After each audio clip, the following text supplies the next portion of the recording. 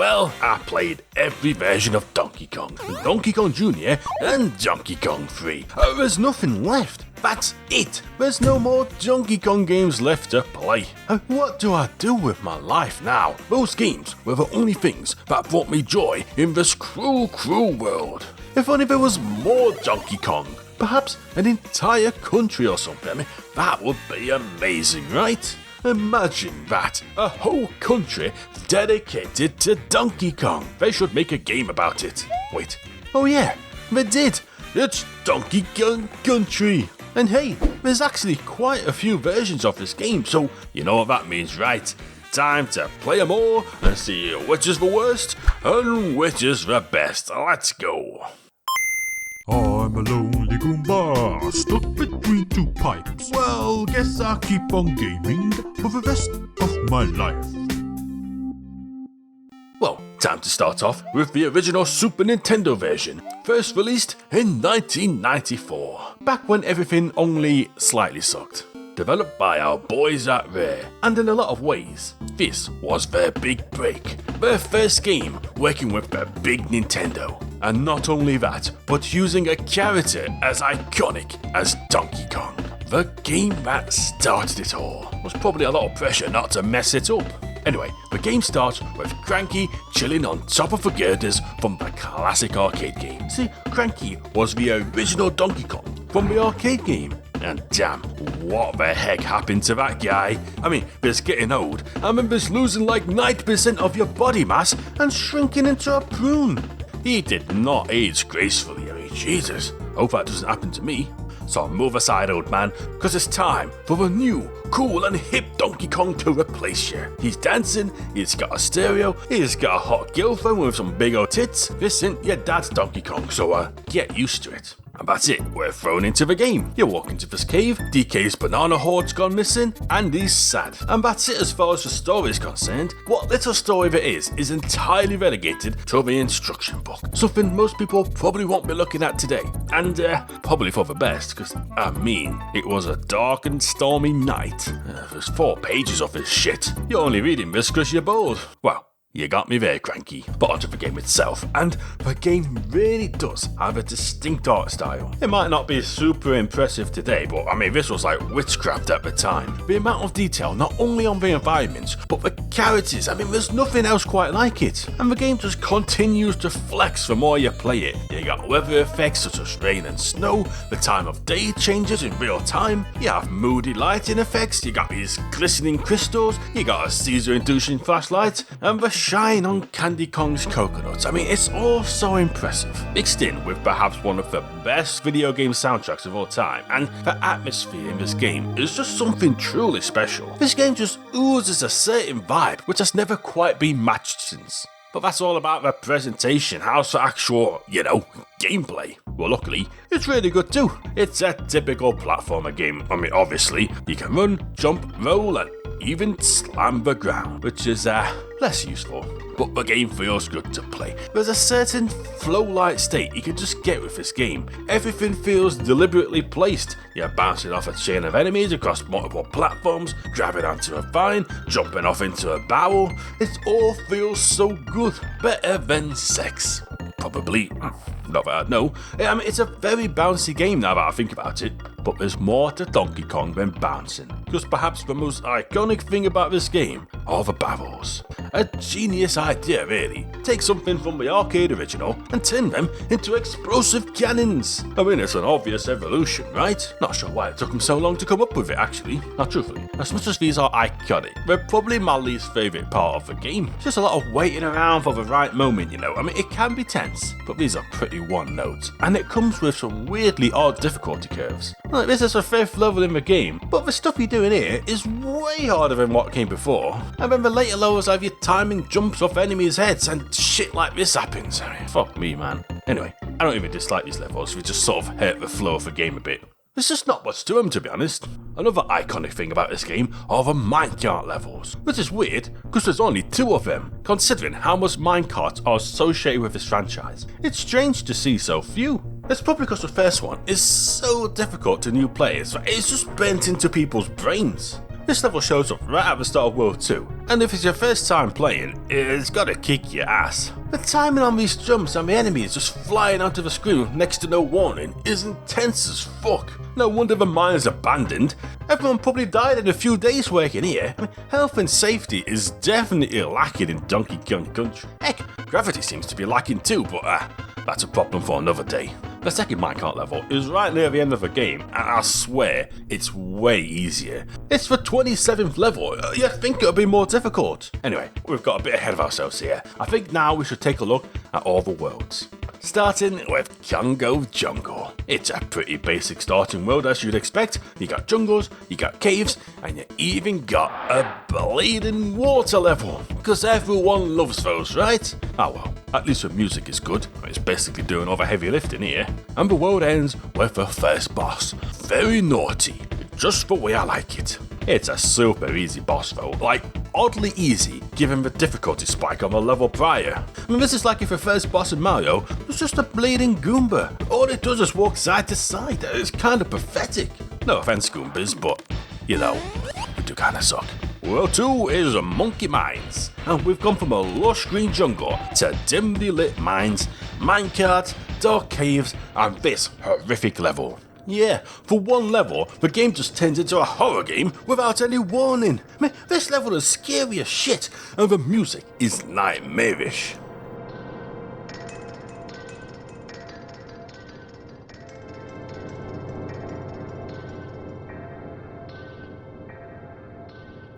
This level definitely traumatized someone. And the world caps off with a random temple level. But hey, looks nice. The fact these ancient temples have Kremlings here and not Kongs has some deep lore implications, to be fair. And the boss of this world is Necky's Nuts. Excuse me? That sounds a bit inappropriate for a Nintendo game. Oh wait, false alarm, it just spits out nuts instead. Wait, that sounds just as bad. It's a good boss though, but again, very, very easy. There's just a bit of a disconnect between the levels and the bosses, I'm not gonna lie. But it's still fun, it just took about 10 seconds. On to Vine Valley, and I love how this world looks. I think it's my favourite one visually. You got lush forests, little Ewok treetop villages, and then there's this level where you're just moving on a rope the entire time, dodging an onslaught of enemies. It's great. And we're even introduced to Manky Kong. Who is Manky Kong? I don't know. And perhaps that's for the best. But whoever he is pissed off at you. And I can't blame him looking like that, Jesus. So after another water level, we're on to the third boss, and guess what? Yeah, it's super easy. I mean, I'm not even sure how you're supposed to die, really. You literally just stand there with a barrel, and he flies into it.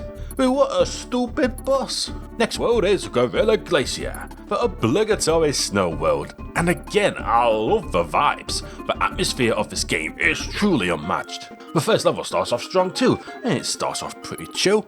No pun intended, but by the end there's a full-on snowstorm.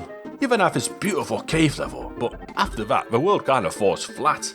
You got another water level and then a random recoloured treetop for no reason. And then there's that cave level with this seizure-inducing light effect. It's so bad in fact that it was patched out in the re-releases. Between Beetlejuice on the Gameboy and this, I mean, Rare really did not give a shit about flashing lights, did they? And the cherry on top of this pretty mid-world is a reused boss fight. It's really naughty. I mean, it's basically like the first boss again, but now he does big-ass jumps. I mean, it might catch you out at first, but otherwise, it's not terribly exciting. But we're near the end of the game now with Creme Croc Industries, and the vibe shifts. What was once a little pleasant adventure through Donkey Kong Country transforms into a smoggy, dirty, shitty-looking place. It's definitely inspired by England. So you got factories, mines, a level where you swim in battery acid, and then a level with constant power blackouts. Again, definitely inspired by England.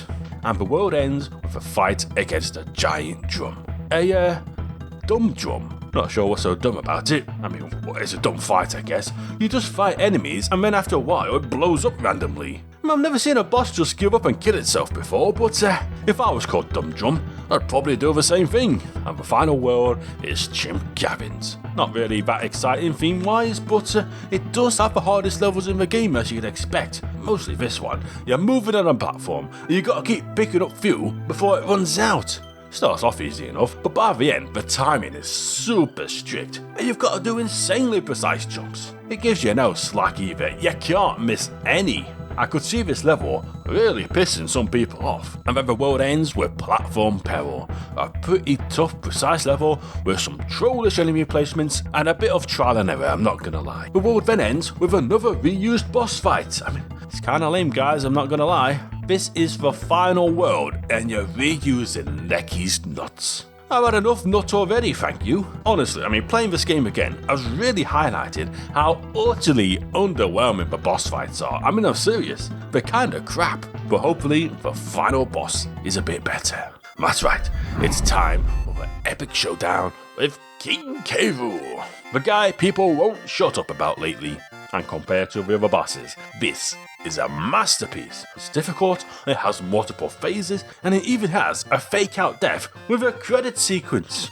Only for him to come back to life and then try to kill you with the hardest part yet. Just don't die on this boss, cause man, it does feel quite long, especially as the final section is a massive jump in difficulty. Luckily, I have this shit burnt into my muscle memory, so I did it first try, but still, it's pretty tough. And that's the game. DK gets his bananas back, we get a little cast of the characters, and when DK and Diddy beat each other up. I mean, it's the perfect ending. You know, someone should really tell DK that the bananas only last a few weeks. That entire horde there is just gonna turn to mush soon enough. And whilst we're on the topic, look at all the bananas in the boss rooms. I mean, isn't that enough? There's more bananas there than DK's entire horde. I mean, just take those. It'll be fine. There's enough bananas for everyone. Like, what even is the point in hoarding bananas? It just seems a little selfish. I don't know. I don't know what to tell you, Donkey Kong. Now, there's a few more things I need to talk about. First up, the animal buddies.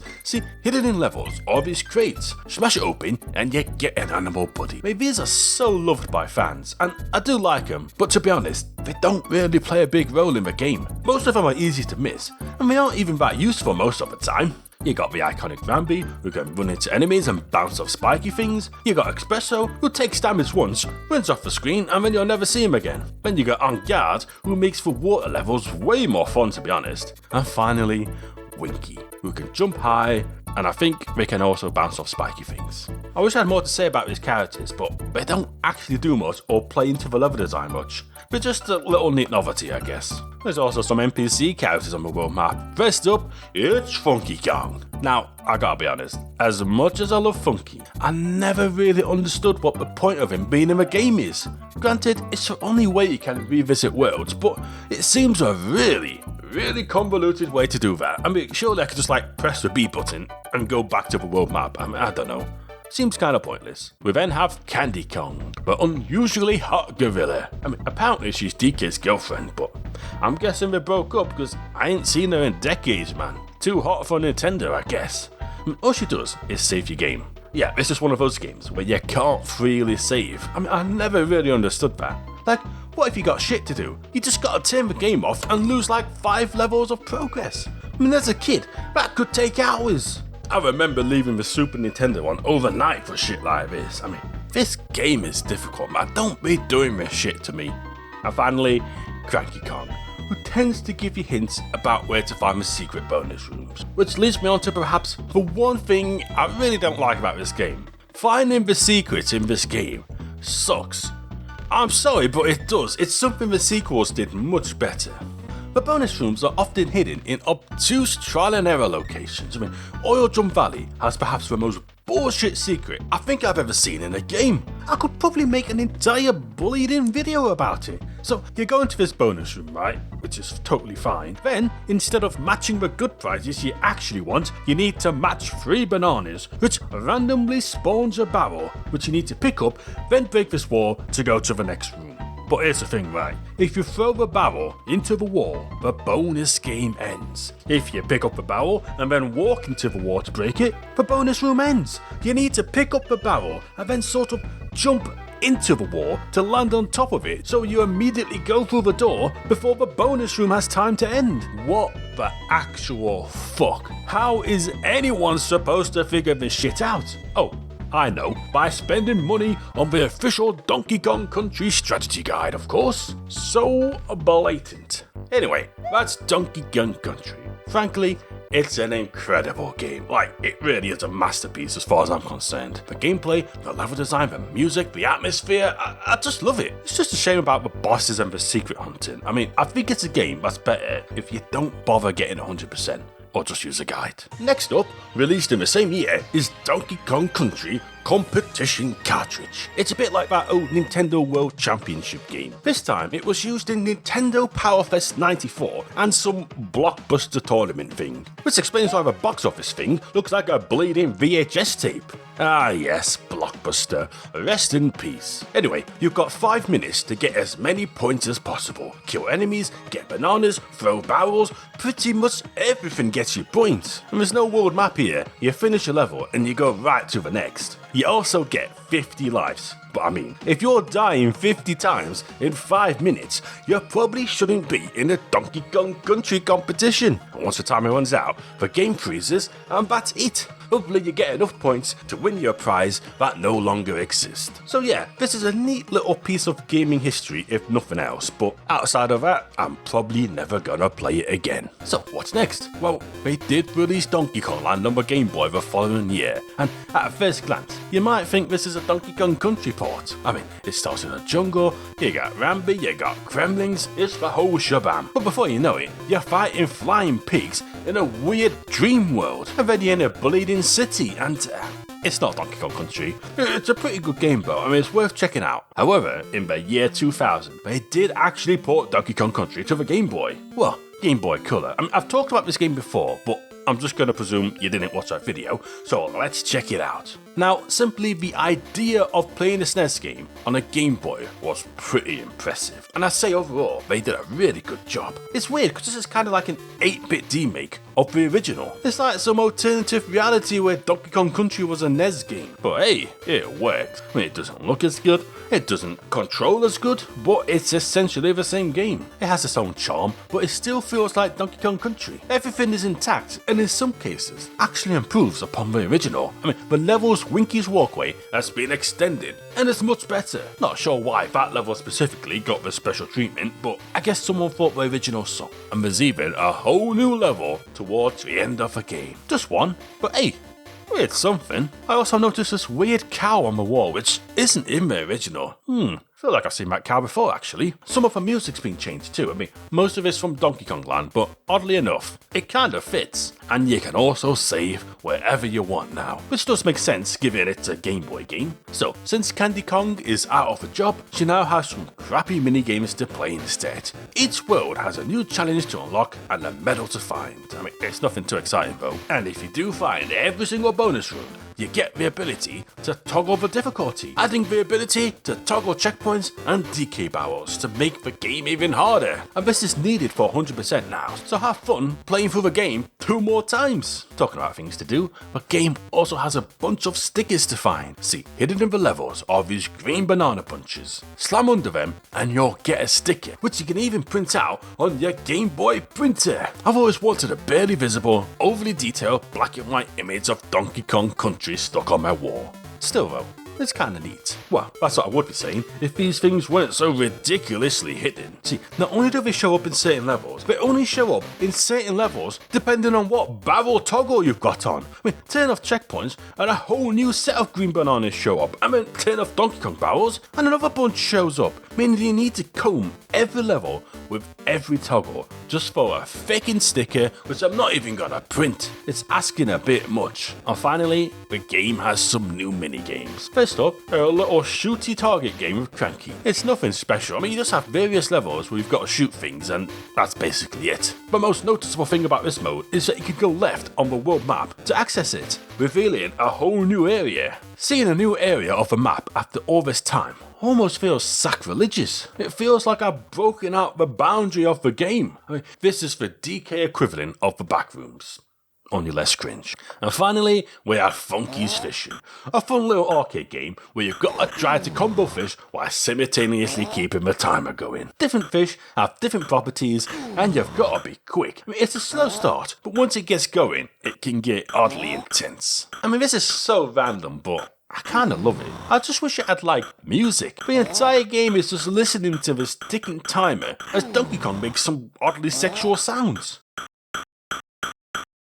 I mean, my dude, you're just fishing. Why does it sound like he's cranking one off? It gives the game a sort of weird vibe, despite being rather fun. Oh, and the menu is based on Donkey Kong 64. Just thought I'd mention that. But that's it. An incredibly high-effort port, which is almost perfect. And in some ways, it's better than the original. Not that it matters though, because this entire game's existence hinged on the novelty of playing Donkey Kong Country on a handheld. Something that isn't exactly hard to do anymore. I mean, fuck, there's a HD 3D Donkey Kong game on a handheld now. I mean, who cares about this? So this game is nothing more than a neat novelty from a different era. But it's still pretty good. Now, before we look at the next official version, I figured I'd take a look at the NES version. Now, this isn't official. It's quite blatantly a bootleg, and just in case the title screen didn't give it away, but back in 1997, someone made a pretty impressive NES version of the game. And for a bootleg, this shit ain't bad. I mean, it even has an intro from the original, and it's well done. I mean, everything is recreated quite well. It's not a direct port, with the levels only loosely being based on the original, but they come close enough. You got jungles, caves, mines, factories, and even water levels. That's it though, I mean there's quite a few levels missing. DK and Diddy control pretty well too. You can't do that cool mid-air rolling jump from the original game though, and bouncing off those tyres feels shit. But outside of that, it's alright. That is, till the game gets more difficult. Now, this game isn't particularly hard, but towards the end it seems to think that the only way to raise the difficulty is having a bunch of super precise pixel perfect jumps. Something that doesn't really work when the perspective of the ground doesn't make it clear where you can stand. I swear 90% of my deaths in this game was just walking off the ledge on these levels. I mean, it started to piss me off actually. The music's pretty good though. I mean, it has recreations of the original game, although I'm not sure what's going on with this cave level. I mean, is this a remix or what? I mean, it doesn't sound right at all. And the game even has some bosses. The Beaver, the Nuts, the Dum Drum, and even K. Rool. Anyway, that's about it. It's a short game, clocking in at about 30 minutes, but I was impressed with it. And I know I'm not alone, because fans have been improving this game for years. Heck, even in this year, in 2025, there was an improved version made with new music, visuals, and better controls. I mean, it's kinda nuts that a bootleg got so much recognition. But alas, it's time to look at the final version, ending it all off with the old Game Boy Advance. And I'd go as far to say this isn't just a port, it's a flat out remake, and it's quite substantial. So the game now starts off with a full ass cutscene with dialogue and multiple scenes and all sorts. No longer is the story relegated to an instruction book, although it is kind of weird seeing DK talk so much. I mean, I've kind of just got used to him making the occasional grunt, you know. In regards to the game, well, visually, yeah, it looks kind of ass. See, since this was released on the original Game Boy Advance, before backlights were a thing, they cranked up the brightness to a ridiculous amount to compensate. What might have been a clever workaround back then has unfortunately dated the game forever, and it looks so washed out and frankly, kinda shit. I mean, it's so bright, it flat out ruins some levels. Like this one where you have to turn the light on and off via switches, falls apart as you can blatantly see the level even when it's dark. I think some levels still look nice, like the temples. It's just when you go for a more dark atmosphere, it just fails. Like it really completely ruins the vibe of the original. I mean, it's crazy. The world map has also been completely redone. I'm not sure if it's better or worse, but it's just different. It's way bigger now and more detailed, giving each level its own big segment on the map. And it does give a new sense of scale to the adventure, rather than everything feeling a bit tiny in the original. You get a real sense of size for the island. So yeah, I like the new map. The bosses have been redone too, and for the most part, I think they're all better. Neki, for instance, has invincibility frames so you can't just kill him in 5 seconds. The Bee has been completely redone, now being probably the hardest boss in the game. And the boss rematches are more varied too, fighting 2 Nekis at once now, and the Beaver has new attacks. And best of all, Dum Drum isn't suicidal this time. You actually have to kill him yourself. They even added a checkpoint to the K. Rool fight, so you don't have to keep doing the first 2 parts over and over again. What's funny is, every time you beat a boss, Cranky comes hobbling on the screen to talk shit about it. Some of it's actually quite funny. You know, maybe he just realised that no one ever actually visits him in these games, so you have to just show up uninvited, I don't know.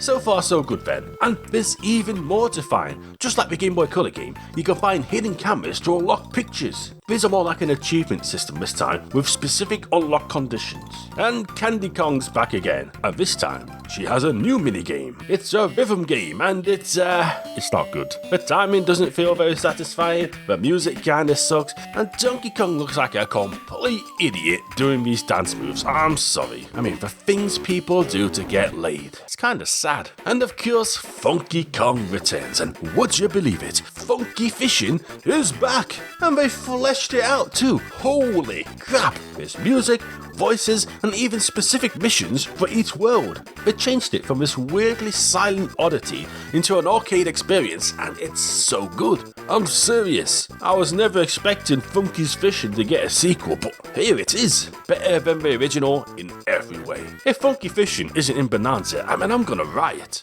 Anyway, we beat the game with a classic K-Rool boss, and there's a whole new ending. There's quite a lot of dialogue, but it essentially sets up the sequel, which is kinda nice. It's just a bit of an odd choice having the game end with all the characters just floating in the ocean for hours. Are they gonna swim back anytime soon? Nope. Okay, that's just how it ends. So what else is new? Well, like the Game Boy Color game, there's a new hero mode, which removes checkpoints and DK barrels, and now it forces you to play as Diddy, which is kinda neat. The game also tracks progression better, now giving Kong letters a purpose beyond just an extra life, and it even tells you how many secrets are left in each level. And some of the bullshit off-screen barrels have been moved, so you can actually find them without using a guide. Imagine that. So getting 100% is way more enjoyable in this version if you ask me. But the main new thing to this game, and let me tell you, this is such a hidden gem. It's DK Attack. I mean, this mode is incredible, and I'm sad I've never played it till now. It's basically a score attack mode. You want to get the most points you can in the time limit by chaining as much as you can together. Combos, you're finding Kong letters or whilst trying to find collectibles to extend your time. It's a great mode that tests your knowledge of the levels, and there's a cool balance between being fast and looking for secrets. It really does change how you play each level. And at the end, depending on the score, you're given a grade. Seriously, this mode adds so much replay value to the game, significantly so. I think this mode is fantastic, and it's a shame that it's stuck on the Game Boy Advance version really. So that's the GBA port, and this might be controversial, but strictly talking from a gameplay and contents perspective, it's better than the original. But the presentation aspect, it's just a major blow. I know graphics don't matter all that much, but part of what makes Donkey Kong Country so memorable is the presentation and the atmosphere, and losing that is just a blow to the overall experience. It's a bit like Super Mario Bros. Deluxe actually. On paper, it's objectively the best version, but one small issue kind of ruins the whole experience. But that's it. Every version of Donkey Kong Country. If I was to rank them all, it would be the Game Boy Color port at the bottom, the Game Boy Advance in second place, and the original at the top. You just can't beat it. But hey, let me know what you think. Have you played any of these versions? Have I inspired you to check out the bootleg game for the first time? Have I confused you by finding a gorilla sexy?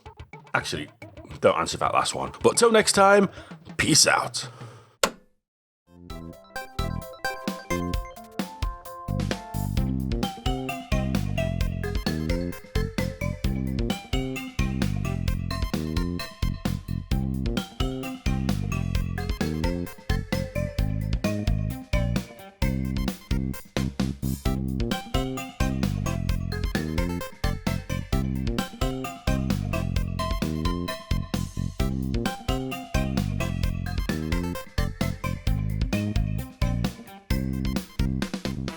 And the Goomba of the week is Dr. Gold Dry Bowser. He's a doctor, he's made of gold, he's dry, and he's a Bowser. Holy shit, that's a lot of qualifications.